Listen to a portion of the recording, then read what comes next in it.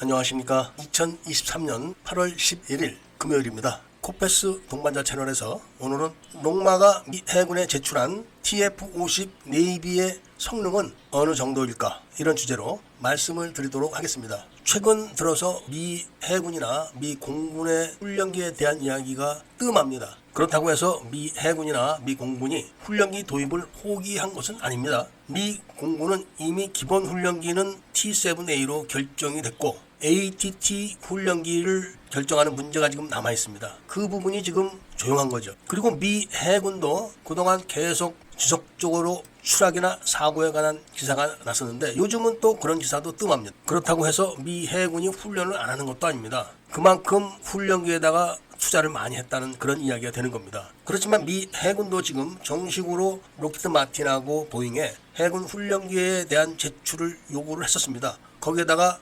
이탈리아의 레오나르도의 M346도 참가를 하도록 규정을 고치기까지 했습니다. 왜냐하면 미 해군이나 공군은 경쟁 입찰을 해야 되는데 현재 상황이 보잉의 T-7A가 미 해군 훈련기로 제출될 가능성이 점점점 희박해지고 있기 때문에 그런 겁니다. 그리고 이탈리아 레오나르도사의 M346은 아음속입니다. 그렇기 때문에 미 해군은 초음속 훈련기를 선택사항으로 넣은 것을 제외했던 겁니다. 아음속도 가능하도록 규정을 바꿔가지고 일단 이탈리아 업체까지 참가할 수 있도록 문호를 개방해 놓은 겁니다. 그러니까 미 해군도 훈련기를 다시 도입하는 게 쉽지가 않은 상황이 돼버린 겁니다. T-7A는 이미 공군의 훈련기 초도 납품을 2027년으로 또 미루기까지 했습니다. 그런 상황에서 해군 훈련기를 만든다, 이거는 거의 불가능하게 생각하고 그렇게 되면은 록히드 마틴 단독으로 입찰하게 되기 때문에 그렇게 되면 안 됩니다. 그래서 어쩔 수 없이 초음속 훈련기에 대한 선택을 없앤 겁니다. 아음속도 가능하도록 이렇게 규정을 고쳐놨지만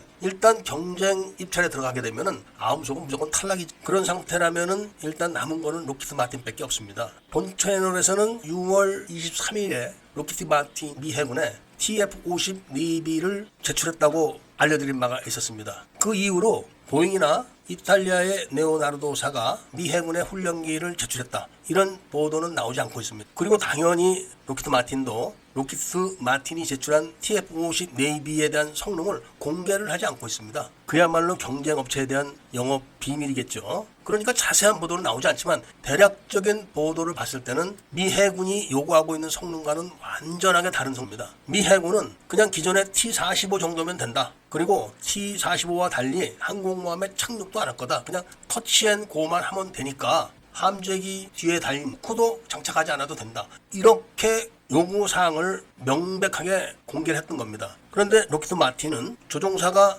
항공모함에 착함할 수 있는 자격을 갖출 수 있는 정도로 만들었다고 발표를 했습니다. 터치앤고가 아니라 그냥 착함과 이함이 가능한 거죠. 기계에 대야지만 착륙 자격을 받기 때문에 그런 겁니다. 공군에서 조종사라고 해서 아무나 공중급유를 받을 수 있는 게 아닙니다. 공중급유 훈련을 받고 라이센스를 취득을 해야 됩니다. 그리고 그 라이센스를 유지하려면 1년에 몇 회 이상의 공중급유 훈련을 또 받아야 됩니다. 그런 것처럼 해군 함재기도 항공모함에 착함하는 훈련을 별도로 받습니다. 그리고 그 자격이 있어야지만 항공모함 이착할 수가 있는 건데 그런 기능을 이미 탑재했다는 겁니다. 이것은 록히드 마틴이 보잉이 제출한 T-7A가 항공모함 터치앤고도 할 수 없을 정도로 기골이 약하다는 걸 알고 있기 때문에 그런 겁니다. 지상 활주로도 착륙을 하게 되면 큰 충격을 받는데 항공모함은 내려갔다 올라갔다 하는 그 폭이 있기 때문에 착륙을 하다가 항공모함이 위로 뜰 때 바퀴가 착함을 하게 되면 충격이 큽니다. 기골이 약한 그런 T-7A는 큰 충격을 받을 수 있을 겁니다.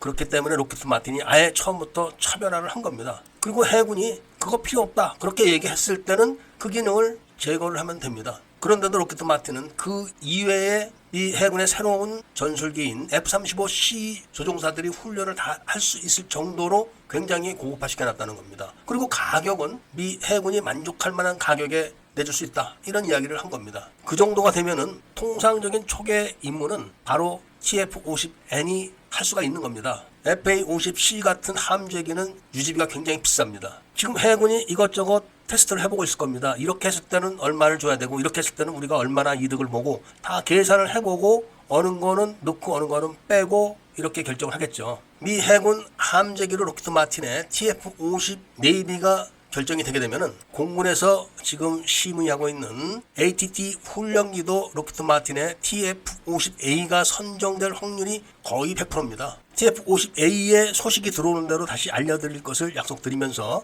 오늘 이야기를 마치고자 합니다. 애국 시민분들과 밀매분들의 구독을 꼭 부탁드리고 좋아요와 알림 설정까지도 부탁드리면서 이야기를 들어주신 데 대해서 감사드립니다.